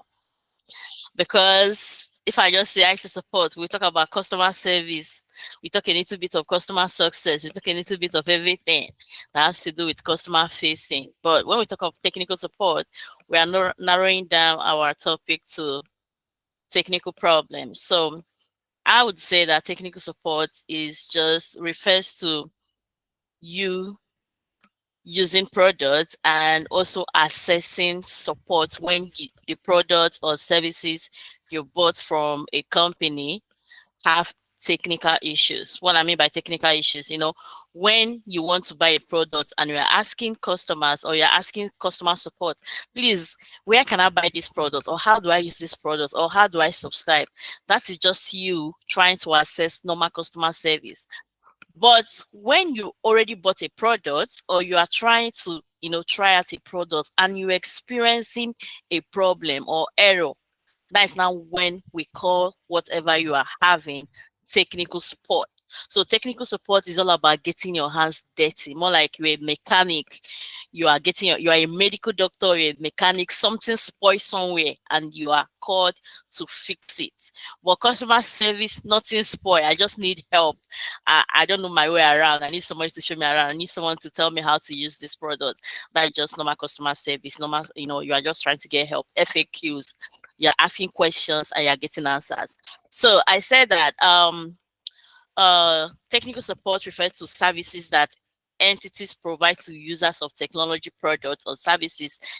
And in general, technical support provide help regarding a specific problem. So when there is no problem or you are not having any issues at all, you are not asking for technical support. You are just asking for customer service. And there is some when I want to explain, like I'm also a teacher guy, so I teach in digital which I support, so I'm the teacher. So when I try to explain things like this to my students, I try to use hospital. And when you wake up in the morning and you are feeling a kind of way, like you are not feeling so healthy, or you are feeling like your head they pain you somehow, or your belly they do somehow, the first thing if you're somebody that don't like self-medication, you go to the hospital. So when you get to the hospital, the receptionists or those nurses that sit in the front desk, they probably gather your information, and when they gather your information, they send you to a general list, like a normal doctor. It could be a student doctor, and when you get to the student doctor will now start asking you probing questions. When did you start having this headache? When was the last time you treated malaria? They start asking you probing questions, and this is exactly how it works with technical support. Technical support is a customer have issues, and me as a technical support engineer, we start asking this question, the customer questions. When did this issue start? Depending on the product you are supporting. If you are supporting like a digital product, they ask them, and let's say your digital products have requirements, the kind of browsers you should use before you access it, the bandwidth, the bandwidth needed, and like there are requirements. Like when the products I support, we have requirements.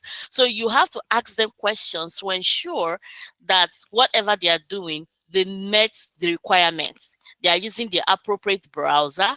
Like the products I support, if you want to have optimum experience, you need to use Google Chrome. So when a customer comes to me and, I cannot hear, I can't do this, I can't test this experimentation, I cannot run this test, the first question I usually ask when I was still a support person, I'll ask like, which browser are you using? Can you confirm if you are using Windows laptop or you are using an iOS? Like, you just need to ask them probing questions. So why are we asking probing questions? So we ask probing questions because we want to understand the root cause of the problem. There is no way you solve a problem without understanding what it caused the problem. And one sweet thing about technical support is that it always comes with error.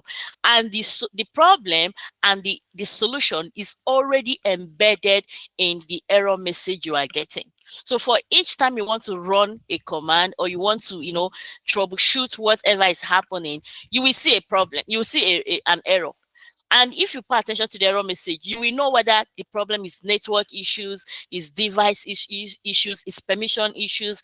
Like, you just need to figure out where the root cause is coming from. Just like you go to the hospital, the doctor will ask you those probing questions. And after asking probing questions, the next thing is that they send you to a lab. The lab will now be the one to diagnose you. That is just diagnosis, is like just troubleshooting, the same troubleshooting I'm talking about. So they will diagnose to know whether you are having malaria, whether you are pregnant, whether anything is wrong with you. And when they are done, they will send their results to the doctor. So in our case, we are going to troubleshoot your to understand your problem, to understand the root cause. And when we figure out what is wrong, we can also test our own environment to know whether what you're experiencing is a bug or it's just peculiar to you. And when we figure out what is wrong, what do we do next? Then we find a way to profile solution. And I used to tell my students, you are not Jesus Christ that you can solve all the problem. Even sometimes Jesus said they call God the Father. So what do?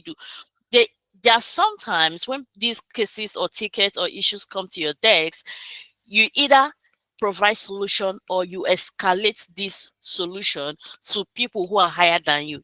Maybe your level is first level support, or you might be second level support, or you are just, you are just there, or depend on the kind of issue. Some issues might also come to you and it is not within your scope, meaning that it is not what your team or your department can handle. So what do?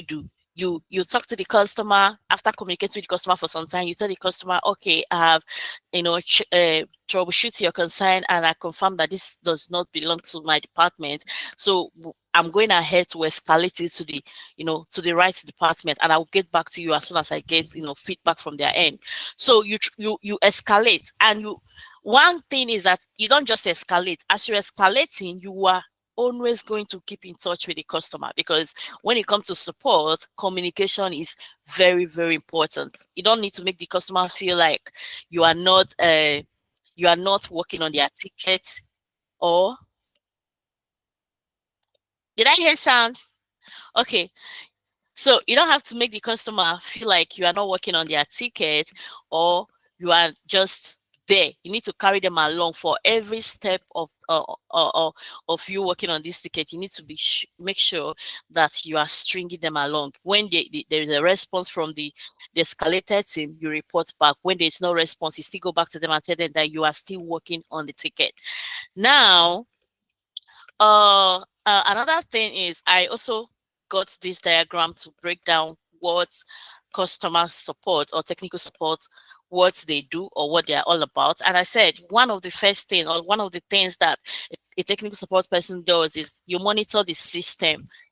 Me, when I was working with Microsoft, one of the first thing I do is when I resume work, I check our status to know that Azure, or the system that I was supporting, is not down. Why? Because if it's down, that day I'll just make up my mind that today, not today. It's me and customers. Customers are going to go crazy. The queue is going to be a mess, because everybody will be having issues.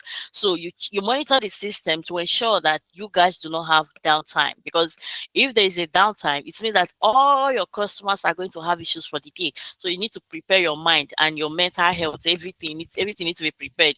Just get ready, because if you used to get 2 tickets, 3 tickets before today, you may end up getting 10, because it's like all the customers globally are going to experience a downtime. And after monitoring the system, probably there's issues or customers have issues, they reach out to us. The next thing is that we pick up this ticket and we interact with them. Interaction could need towards either you are resolving this ticket or you are escalating. I've explained what escalation means. Escalation means that this ticket is beyond your scope, it's above your scope, it's not what you can solve, or you need further support, or you need to move it to a higher level of support. So you can't just resolve the ticket immediately. Maybe something is wrong and it's not within your scope to find what is wrong, or you can even find what is wrong, but as you are not a developer and you may not have the permission to these tools that is needed to solve the problem. So you need to escalate to people. Now, after escalation, or maybe after you have resolved it, the next thing is technical knowledge. Technical knowledge is documentation. You being able to provide this customer with resources that will help them for, when next they have these issues, they don't need to come back to you. They already have a documentation that will point them to you what not to do and what to do. And not just that, you educate the customer. There are some issues the customer will have. You don't just resolve the ticket and close it and say, oh, thank you, oh, I'm so happy that I'm able to resolve your ticket today. No, it's not. It doesn't work like that. When you resolve some tickets, you need to educate the customer. The customer needs to understand what went wrong. Why were they experiencing a downtime? Why is it that yesterday the system was working perfectly and today it's not? So you need to do what? Educate them. Sometimes the customer might be, complain about using or getting charged for a resources that he's not even aware of. Maybe the customer budget for your products that they are using is like $100 in a month, and at the end of the month he was charged $300, and be like, no, I can't afford to pay $300, and he's asking for a refund. And when you as a technical support person have or might have troubleshoot these issues, and you figure out that there's a resources that the customer is using that is consuming more money. You don't just go ahead and escalate or approve a refund. No, you can, adjudicate for this customer, ask the finance team to help your customer, refund the amount or waive off the amount if they have not charged him that he can't afford to pay. But mind you, if you did not or you don't educate this customer, next month he's going to come back for another refund because he's still using the same resources. So before you close that ticket, you need to first of all make sure that you educate the customer on the service that is consuming more money, and you tell them what to do. Is either they are downgrading the service or they are deleting it and using another one that is way cheaper that still meets their needs. So, and the next one is say the why of IT support. The why do we provide IT support to our customers? Why do companies provide this kind of support? And I said one is business continuity. Understand, business continuity. Nobody starts business and expect the business to fail or expect the business to pack up tomorrow or for the business not to succeed. So one of the reasons why companies offer this kind of support is for their business to continue, because if all the customers are having issues every single day, today they have a downtime, tomorrow they have okay, let me just use bank for example. You want to pay your school fees, your bank have downtime today, you cannot access your banking app, and you can't go to the bank to transfer money, and you have until next week to pay your fees. Next week they send downtime. So don't you think you are going to stop using the bank? For me, if the issue is not happening to all the bank, of course I'm going to stop using that particular bank. So I said minimize downtimes and ensures that what systems are running efficiently. So as a technical support, people say technical support are your mechanic working behind the scene to ensure that all the help you need, all the features you need on your software are working. Because the truth is, just like your health, sometimes you are well, tomorrow you may just feel some kind. That's how softwares are.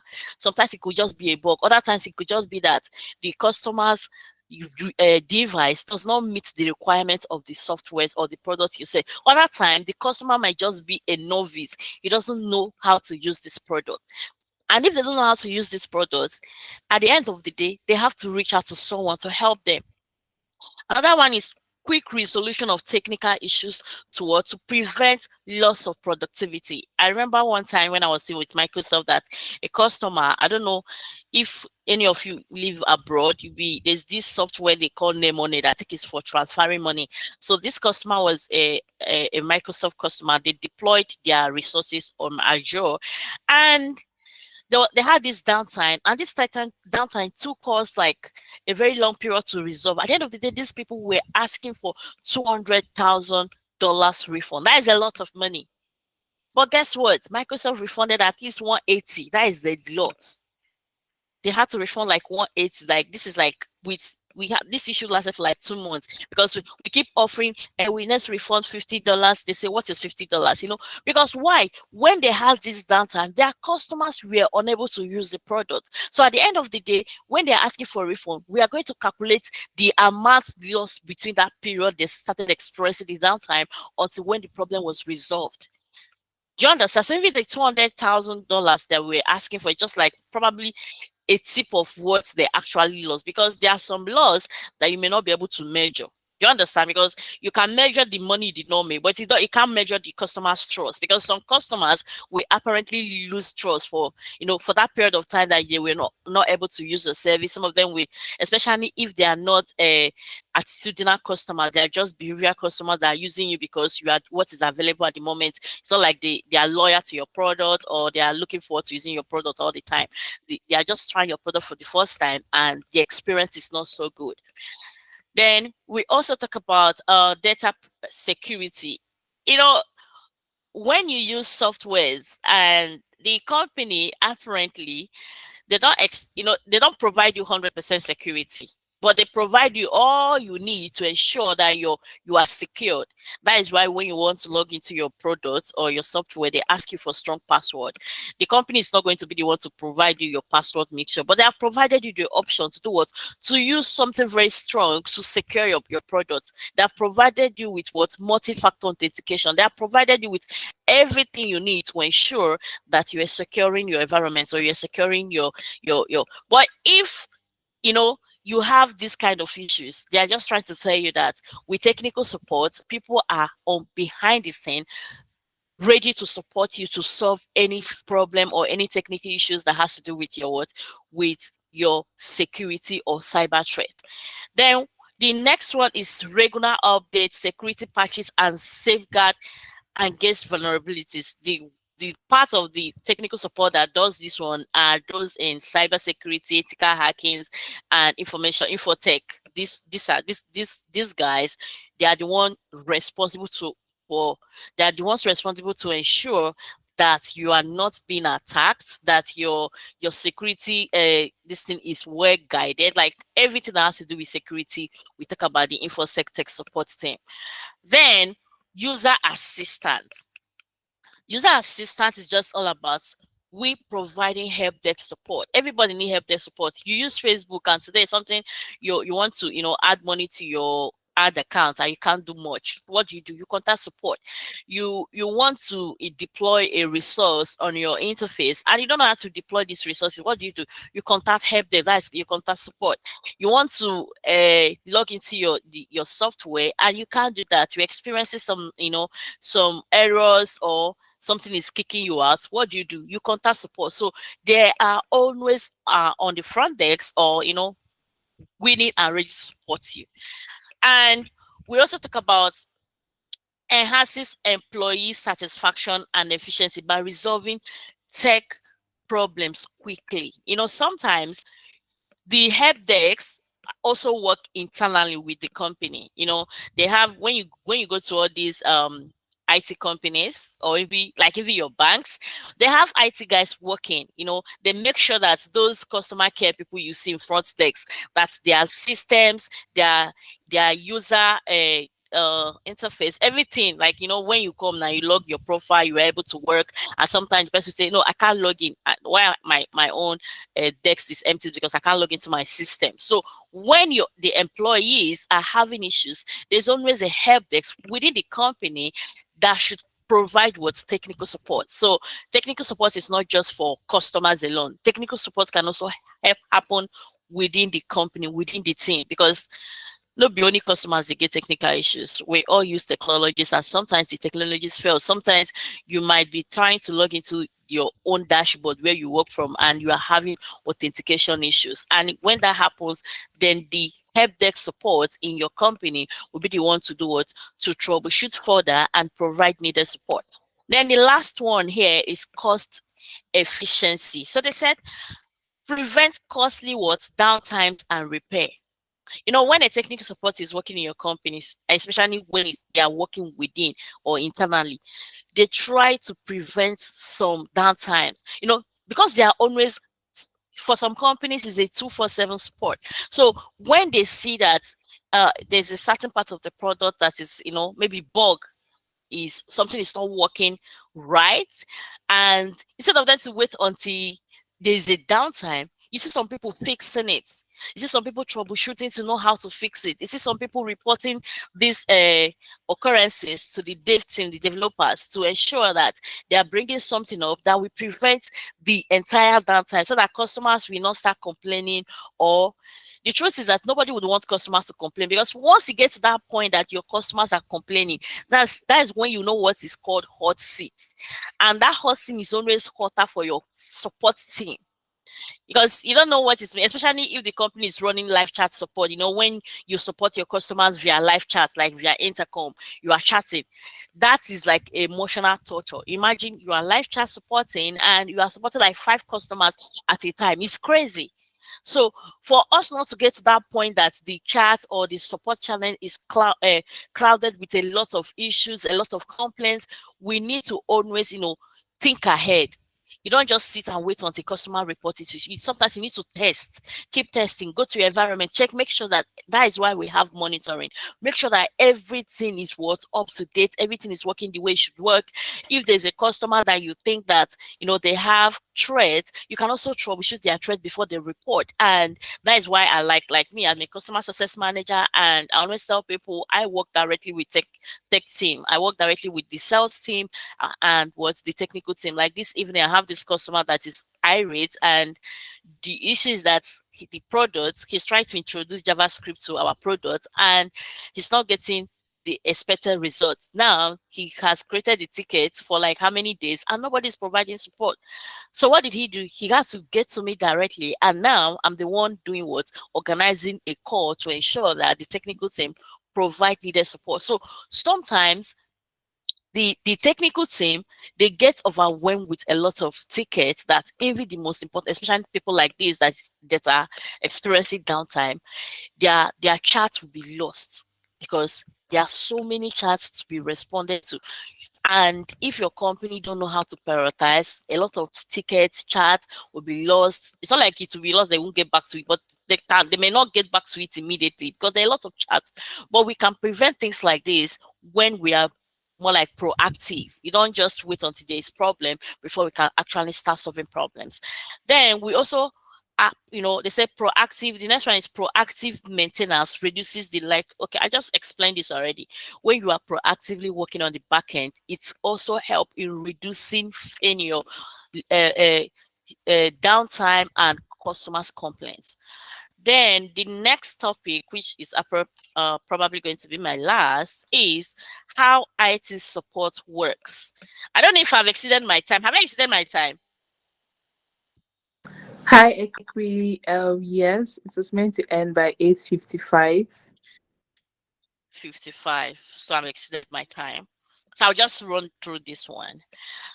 And sorry, guys. So how IT support works.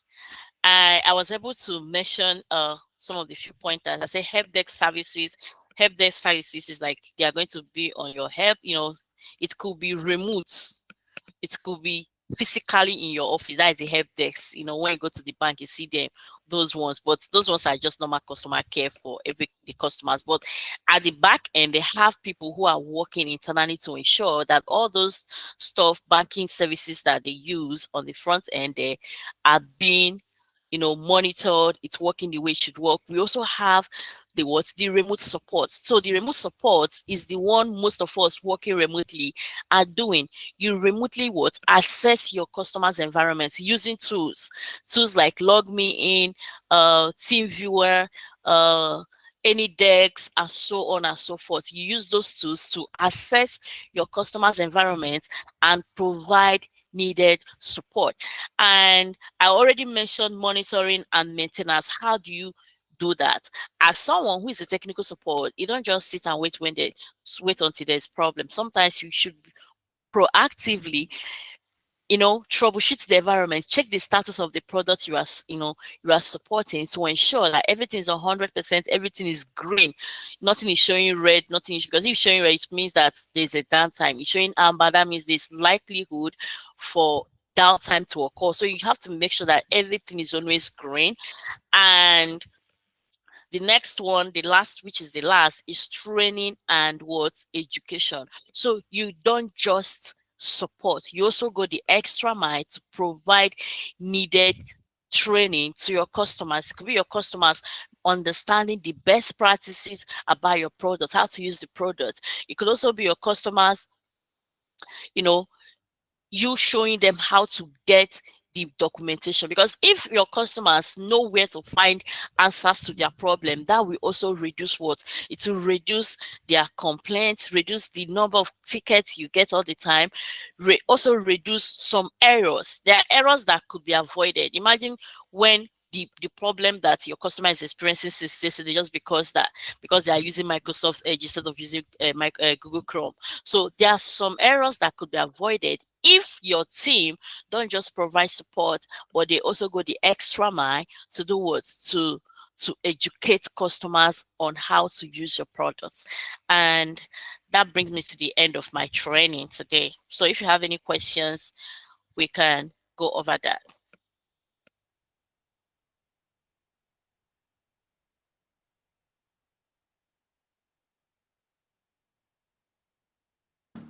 Thank you so much, Ekwi, for your session. It was really insightful, and I can see the relationship between IT support and customer success.